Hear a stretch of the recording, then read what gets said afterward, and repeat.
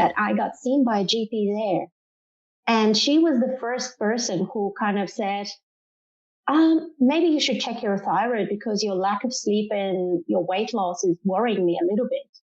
And thank God she did that, because they found out that my thyroid was severely overactive, and that's essentially what was keeping me awake. It had nothing to do with my bub. I had hit what is known to be postpartum thyroiditis, but mine one was going severely overactive instead of underactive. It's just how my body reacted to the disease, I guess. So anyway, we ended up seeing a specialist and another doctor and another specialist. And the advice that I was given then was kind of pretty bad. They basically said, well, we can prescribe you medication only if you're prepared to wean. Because the meds that we can give for your condition are not compatible with breastfeeding. And unless you're prepared to wean your bub, and of course I wasn't prepared to wean my bub, then all we can do is just give you some like mild anti-anxiety medication that could potentially help you sleep. So here we were, we knew what the disease was, but for some reason they didn't give me any meds to treat the condition. And so I ended up in what ended up after 3 months being like 3 months of solid sleep deprivation. That had nothing to do with my baby. Yeah. Even though your baby was a frequent waker, like you said, there was still plenty of sleep going on between those wakes.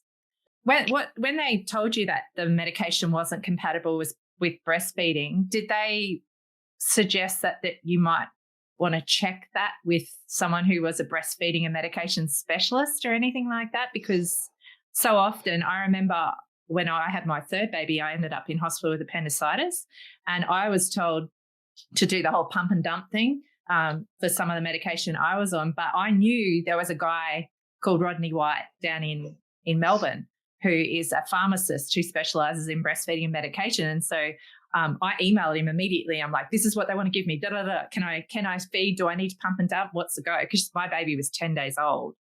And I got almost an immediate response back to confirm that it was actually safe and not to pump and dump.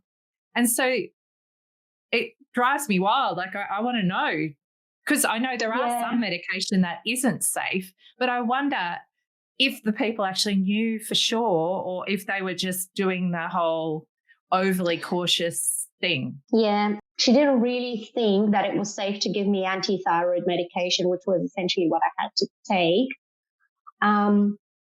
which, by the way, is safe for breastfeeding, as it turned out, and I was taking it.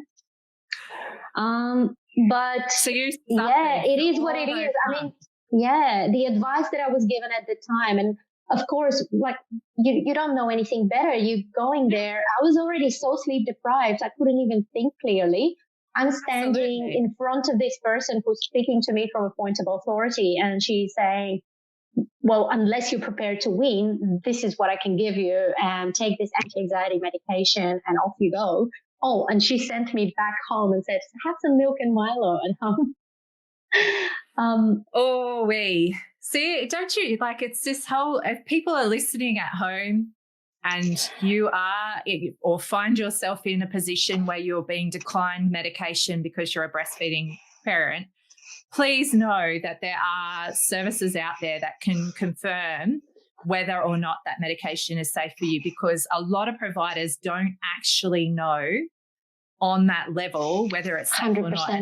And so they go with the route of saying it's not safe just to cover all bases. But all that's really doing is putting you in a precarious position and your baby unnecessarily when there are